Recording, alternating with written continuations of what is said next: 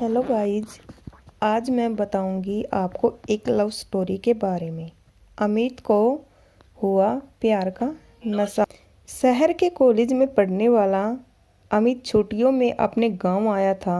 तो अमित की माँ बोली कि बेटा अमित 2 दिन पहले ही दूसरे गांव से मेरी सहेली चंदा और उसकी बेटी रम्मा अपने घर पर तुमसे मिलने के लिए आई थी।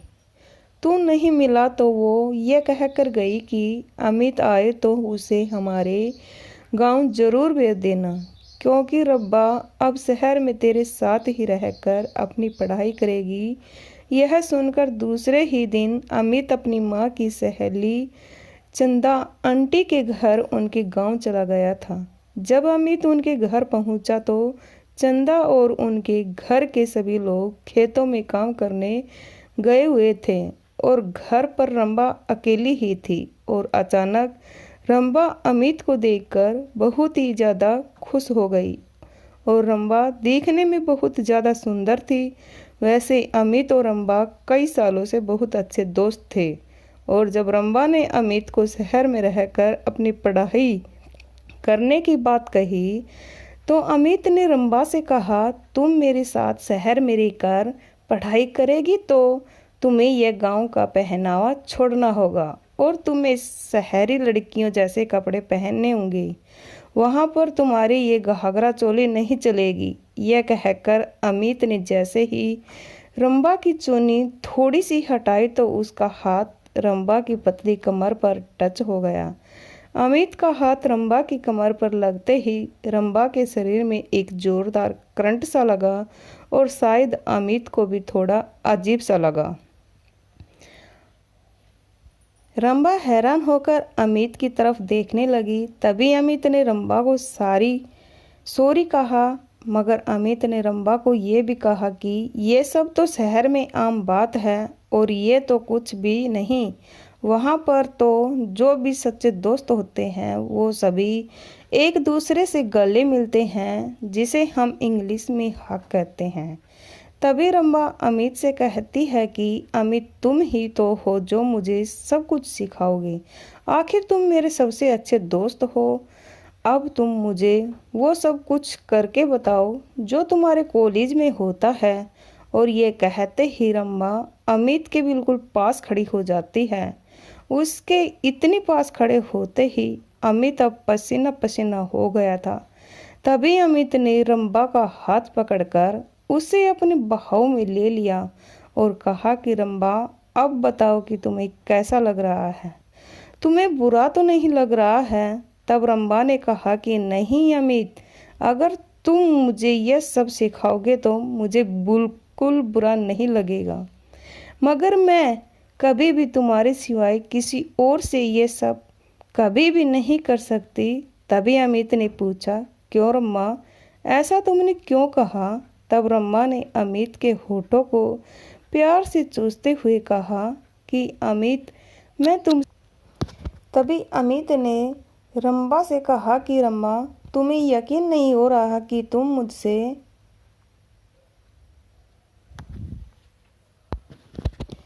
कहा कि अमित मैं तुमसे कई सालों से बेहद प्यार करती हूँ, मगर मैं तुमसे कभी यह नहीं कह पाई। इसलिए मैंने माँ और पिताजी से तुम्हारे साथ शहर में पढ़ाई करने के लिए कहा था और वो मान गए। तभी अमित ने रम्मा से कहा कि रम्मा मुझे यकीन नहीं हो रहा कि तुम मुझसे इतना प्यार करती हो। तुम तो वो पूरे गांव में सबसे ज़्यादा सुंदर लड़की हो। तो रम्मा ने अमित को अपनी बाहों में लेते हुए कहा कि अमित अब ये सुंदरी हमेशा हमेशा के लिए तुम्हारी हो चुकी है। अब बताओ कि तुम मुझे चाहते हो या नहीं।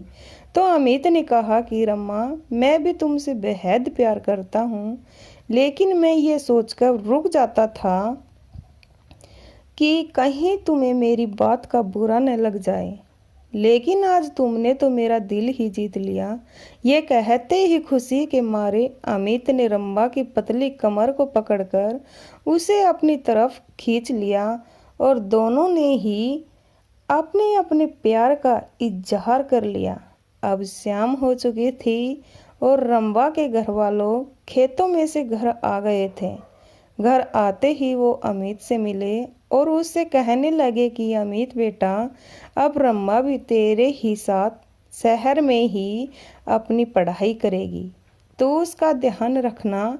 और हाँ, शहर में तुम दोनों किरायों पर ही एक कमरा ले लेना और दोनों उसी कमरे में एक साथ ही रह लेना।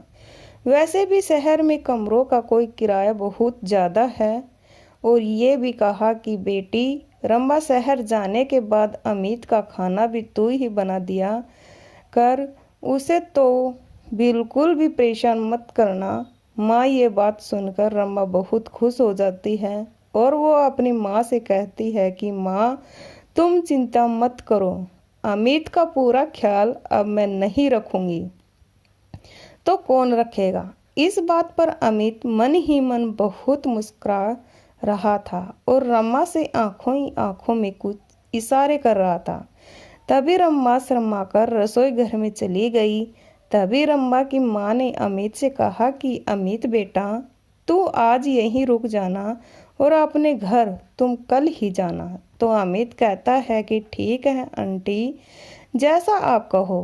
तभी रम्मा सबसे पहले खाना लगा देती है और सभी लोग खाना भी खा लेते हैं। तो रंबा की माँ रंबा से कहती है कि हे बेटी, अमित को ऊपर वाले कमरे में ले जा और कमरे की सही से सफाई कर देना और ऐसा करना कि तू भी अपने छोटे भाई को लेकर वहीं सो जाना और तुम दोनों रात में अपनी पढ़ाई के बारे में भी बातें कर लेना। तभी वो ऊपर सोने चले जाते हैं और रंबा का छोटा भाई जल्दी ही सो जाता है। लेकिन अमित और रंबा को बिल्कुल भी नींद नहीं और सभी लोग खाना भी खा लेते हैं। तो रंबा की माँ रंबा से कहती है कि बेटी, तू अमित को ऊपर वाले कमरे में ले जा और कमरे की सही से सफाई कर देना। तभी रंबा अमित को छेड़ना शुरू कर देती है। कभी वो अमित के चुट्टी काटती है तो कभी वो उसकी गुदगुदी करती है। लेकिन अमित न जाने क्यों रम्मा को कमरे में अकेला छोड़कर बाहर छत पर आ जाता है। अमित के पीछे पीछे रम्मा भी आ जाती है। बाहर का मौसम बिल्कुल सुहाना था। गर्मी के दिनों में ठंडी ठंडी हवा चल रही थी, शायद बरसात भी होने वाली थी। तो रम्मा अमित से पूछती है कि अमित, तुम बाहर क्यों आ गई? क्या मेरी किसी बात का तुम्हें बुरा लगा और तुम अचानक बाहर क्यों आ गए, या मेरी किसी शरारत की वजह से तुम बाहर आ गए? बोलो अमित, तुम चुप क्यों रहे हो? तब अमित कहता है कि नहीं रमा, ऐसी कोई बात नहीं, मुझे तुम्हारी किसी भी बात का बुरा नहीं लगा। बस मैं तो ये सोच रहा था कि तुम्हारे माता पिता ने मुझ पर कितना विश्वास किया है। तुम्हें पढ़ने के लिए वो कुछ भी दिनों में मेरे ही साथ अकेले भेज देंगे। वहाँ तुम दिन रात मेरे ही साथ रहोगी। और अब उन्होंने ऊपर वाले कमरे में भी तुम्हें मेरे साथ सोने के लिए भेज दिया। उन्होंने एक बार भी ये नहीं सोचा कि मैं उनकी बेटी के साथ कुछ गलत भी कर सकता हूँ। यही बात मैं बड़ी देर से सोच रहा हूँ। और तुम्हारे माता पिता मुझ पर कितना विश्वास करते हैं, लेकिन उन्हें हमारे पास प्यार के बारे में तो कुछ भी नहीं पता। अब तुम ही बताओ रम्मा कि अब हम क्या करें? क्या तुम्हारे माता पिता का सपना तोड़ दें? तभी रमा अमित से कहती है कि अमित, तुम कितने अच्छे हो। एक बार के लिए तो मैं भी तुम्हारे प्यार में बिल्कुल ही बहक गई थी, मगर अमित, तुम एक लड़के होकर भी तुमने अपने दिल को संभाल लिया। अब तो मुझे भी तुम पर पूरा विश्वास है कि तुम मुझे कभी भी जीवन में धोखा नहीं दोगे। और अमित, हम दोनों एक दूसरे से प्यार जरूर करेंगे, मगर हम दोनों कभी कुछ गलत नहीं करेंगे। यही योग हमारा हमारे माता पिता के प्रति विश्वास। ये सुनते ही अमित बहुत ही खुश हो जाता है और वो रम्मा को अपनी बाहों में भर लेता है। तभी अचानक जोरों से बारिश हो जाती है और अमित रम्मा को अपनी गोद में उठाकर पूरी छत पर घुमाता है और वो रम्मा से ये वादा भी करता है कि रम्मा, मैं तुमसे हमेशा सच्चे दिल से ही प्यार करूँगा और तुम्हें कभी भी धोखा नहीं दूंगा। और पढ़ाई के बाद जब मेरी कोई बड़ी जॉब लग जाएगी तो मैं तुमसे शादी भी करूँगा। ये मेरा वादा रहा।